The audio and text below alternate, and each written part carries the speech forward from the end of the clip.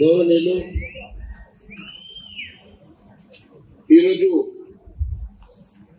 యాత్రను ప్రారంభించడానికి విచ్చేసినటువంటి అస్సాం ముఖ్యమంత్రి గారు హేమంత్ బిశ్వ శర్మ గారికి నిర్మల్ జిల్లా తరఫున స్వాగతం సుస్వాగతం పలుకుతా ఉన్నాం. వారితో పాటు వచ్చినటువంటి మణిపూర్ మంత్రి గారు సుజింద్ర మేఘీ గారికి, అదే మాదిరిగా parliamentary board member Bharatiya Janata party ముఖ్య నాయకులు, సీనియర్ నాయకులు, దేశ రాజకీయాల్లో కీలక నాయకులైనటువంటి పెద్దలు గౌరవనీయులు లక్ష్మణ్ జీ గారికి, అదే మాదిరిగా స్థానిక శాసనసభ్యులు గౌరవనీయులు రామారావు పటేల్ గారికి, ఆదిలాబాద్ పార్లమెంటరీ ఇన్ఛార్జ్ మిత్రులు ఆదిలాబాద్ శాసనసభ్యులు పాయని శంకర్ గారికి, అదే మాదిరిగా ఆదివాసీ ముద్దుబిడ్డ పార్లమెంట్ సభ్యులు స్వయం బాబురావు గారికి, ఆదిలాబాద్ ప్రభారి మిత్రులు గంగయ్య గారు, ఈ యాత్ర ఇన్ఛార్జ్ మిత్రులు రావుల రామ్నాథ్ గారు, నిర్మల్ జిల్లా అధ్యక్షులు మిత్రులు అంజు కుమార్ రెడ్డి గారు, తెలంగాణ యాత్ర ఇన్ఛార్జ్ అయినటువంటి పెద్దలు ప్రధాన కార్యదర్శి ప్రదీప్ రావు గారు, అదే మాదిరి అజాపూర్ శ్రీనివాస్ గారు, గంగారెడ్డి గారు, మాజీ జెడ్పీటీసీ సుహాసిని గారు, అదే మాదిరిగా వేదిక మీద ఉన్నటువంటి నా తోటి నాయకులు, అశేషంగా విచ్చేసినటువంటి భారతీయ జనతా పార్టీ నా కుటుంబ సభ్యులారా, మీ అందరికీ పేరు పేరున నమస్సుమాంజలు, పేరు పేరున జై శ్రీరామ్ తెలియజేస్తా ఉన్నాను. ముఖ్యంగా మీకు తెలుసు, భారతీయ జనతా పార్టీ జెండా అజెండా అభివృద్ధి అయితే కాంగ్రెస్ పార్టీ జెండా అవినీతి మాత్రమే. ఈ దేశాన్ని అవినీతిలో గత 10 సంవత్సరాల క్రితం మీరు చూస్తే, ఎక్కడ చూస్తే అక్కడ 2G స్కాములు, ఎక్కడ చూస్తే అక్కడ అవినీతిలో కూరుకుపోయినటువంటి కాంగ్రెస్ ఈ రోజు మళ్ళీ అధికారంలోకి వచ్చింది. ఎట్లా అధికారంలోకి వచ్చిందో మీకు తెలుసు. తప్పుడు వాగ్దానాలు, తప్పుడు ఆలోచనలు, ఏది పడితే ఉచితంగా ఇస్తామని చెప్పినటువంటి ముఖ్యమంత్రి గారు, వారు మాట జనవరి 9 డిసెంబర్ 9 ఈ రకంగా ఒక షెడ్యూల్ ఇచ్చారు.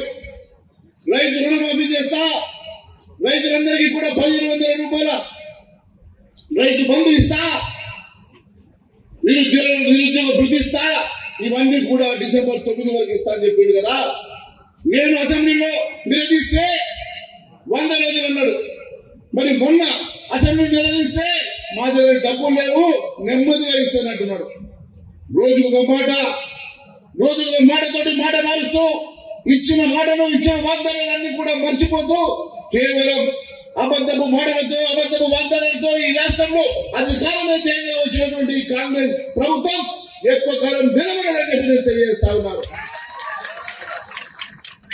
ప్రతి పేదవాడికి, ప్రతి నిరుద్యోగికి, ప్రతి యువకుడికి, ప్రతి రైతన్నకి, అన్ని సామాజిక వర్గాలకు న్యాయం జరగాలంటే అది మన రామరాజ్యంలోనే సాధ్యమైందని చెప్పి నేను తెలియజేస్తా ఉన్నాను. ఎంతో కాలం లేదు మిత్రులారా, మీరంతా ఓపిక పట్టిండ్రు. ఎంతో కాలం లేదు, త్వరలోనే మన రామరాజ్యం రాబోతున్నది. త్వరలో మనందరం కలిసి కట్టుగా ఈ తెలంగాణ రాష్ట్రంలో రామరాజ్యాన్ని తెచ్చుకుందాం, మీరందరి జీవితాల్లో వెలుగు నింపుకుందామని చెప్పి నేను తెలియజేస్తా ఉన్నాను. ఏ రోజైనా గతంలో కాంగ్రెస్ పార్టీ టీఆర్ఎస్ ఇచ్చిన వాగ్దానం నెరవేర్చలేదని చెప్తా ఉన్నారు.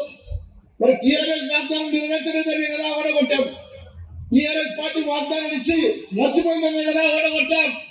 మళ్ళీ టీఆర్ఎస్ మరి ఇచ్చిన వాగ్దానం నిలబడలేదని చెప్పి మాట్లాడుతున్నారు తప్ప మీరు ఎప్పటి లోపల వాగ్దానం నెరవేరుస్తారో చెప్పడం లేదు. మీరు ఇచ్చిన వాగ్దానాలు ఎన్ని రోజుల్లో నెరవేరుస్తారో చెప్పడం లేదు. దానికి కావాల్సినటువంటి బడ్జెట్ ఎక్కడి నుంచి తీసుకొస్తారో చెప్పడం లేదు. ఇచ్చిన మాట మర్చిపోయాడు. నిరుద్యోగులంతా దాదాపు 35 లక్షల మంది నిరుద్యోగులు.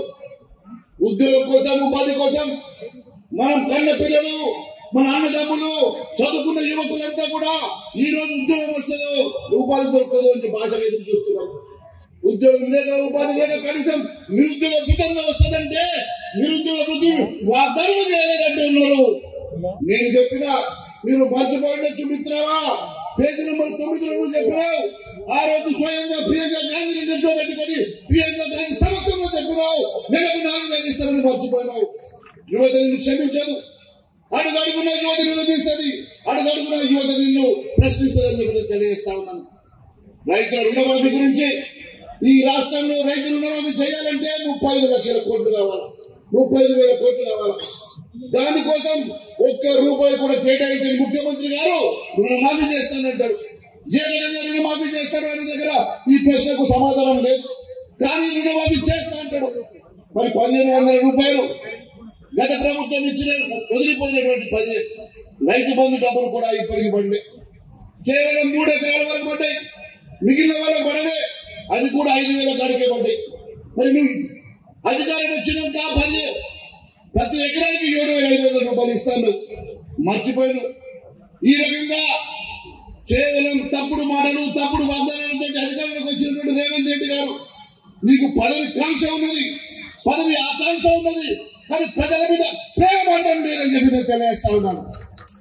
తెలంగాణ ప్రజల మీద మోడీ గారికి అభిమానం, తెలంగాణ అభివృద్ధి చెందాలని, తెలంగాణ ప్రాంతం అభివృద్ధి పథకంలో నడవాలి. లక్షల కోట్ల రూపాయలు తెలంగాణ